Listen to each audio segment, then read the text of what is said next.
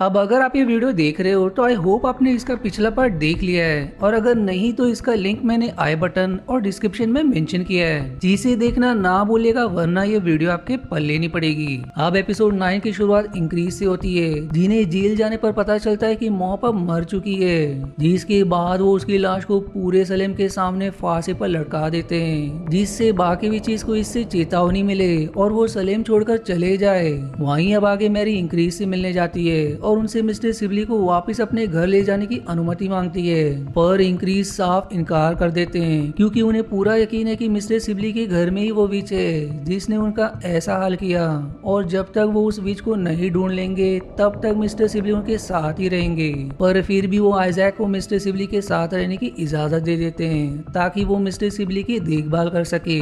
उधर कॉटन ग्लोरिना के जाने का गम सहन नहीं कर पा रहा था, जिसे एन और जॉन समझाने की कोशिश करते हैं। वहीं मैरी आइजैक के पास जाती है और उससे मिस्टर सिबली की देखभाल करने के लिए अनुरोध करती है, जिस पर आइजैक मान जाता है। वो आइजैक को उनकी दवा भी देती है उन्हें रोज पिलाने के लिए, जो असल में वो बेहोशी की दवा थी जिससे मिस्टर सिबली कभी होश में ही ना आए। पर बेचारा आइजैक बहुत मासूम था, इसलिए वो मैरी की हर बात मान लेता है। जिसके बाद अब मैरी जंगल में जाती है और बुजुर्ग विचेस को खबर करती है कि रोज और मॉप अब मर चुकी है, पर उन्हें वो मालूम भी देती है क्योंकि ग्रैंड राइट नजदीक आ रहा था। इस पर अब मर्सी मैरी से सवाल करती है कि वो मिस्टर सिबली को क्यों नहीं मार देती, इससे उनका रास्ता ही साफ हो जाएगा और उन्हें ग्रैंड राइट के लिए एक सोल भी मिल जाएगा। पर मैरी को पता था कि अगर उसने मिस्टर सिबली को मार दिया तो वो सैलम में किसी काम की नहीं रहेगी, वो बस एक नाम की विधवा रह जाएगी। इसलिए वो फैसला करती कि वो मिस्टर सिबली के सपने में जाकर उन्हें सपने में ही मार देगी, जिससे मिस्टर सिबली जिंदा तो रहेंगे पर बस एक जिंदा लाश बनकर। अब आगे हम देखते हैं कि तिबुता और मर्सी हमेशा एक दूसरे को टक्कर देती रहती है कि कौन ज्यादा ताकतवर है, जिससे वो मैरी की नजरों में आगे रहे। जिसके बाद अब तिबुता की मदद से मैरी मिस्टर सिबली के सपने में जाती है और मिस्टर सिबली को मारने की कोशिश करती है, पर वो उन्हें मार नहीं पाती क्योंकि सपने में भी इंक्रीज उनकी रक्षा कर रहे थे।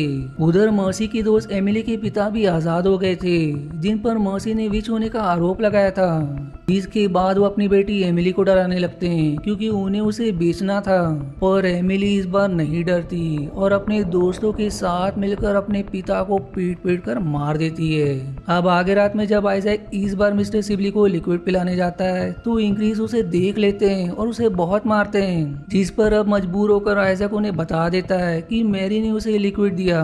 जहां इंक्रीज को मिस्टर सिबली के मुंह से एक स्पाइडर भी मिलता है, जिसके अंदर झांकने पर उन्हें सुनहरे जाल भी दिखते हैं। वो अब तुरंत आइजैक और बाकी लोगों के साथ मैरी के घर पहुंचते हैं क्योंकि उन्हें अब यकीन हो गया था कि ये मैरी की दी गई लिक्विड का असर है। पर मैरी बिना डरे सबके सामने वो लिक्विड पीकर उन्हें गलत साबित कर देती है कि उसका इसमें कोई हाथ नहीं है, ये सिर्फ एक साधारण दवाई थी, जिससे इंक्रीज का शक मैरी से हट जाता है। पर इससे वो कंफ्यूजन में पड़ जाते हैं कि इसके पीछे आखिर कौन है। तब कॉटन शेयर करता है कि हो सकता है कि वो स्पाइडर किसी विच का पालतू है और किसी विच ने ये काम किया होगा।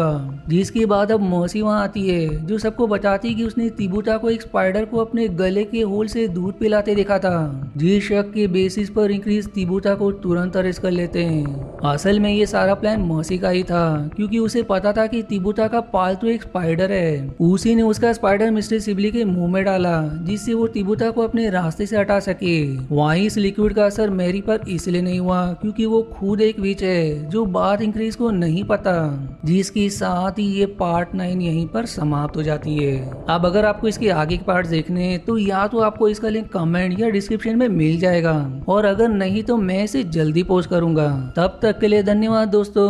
आशा है आपको मेरी एक्सप्लेनेशन पसंद आई। यदि हाँ तो प्लीज वीडियो को लाइक करना और चैनल को सब्सक्राइब करके सपोर्ट करना ना भूलें। मिलते हैं अगले एक्सप्लेनेशन वीडियो में, तब तक के लिए धन्यवाद दोस्तों।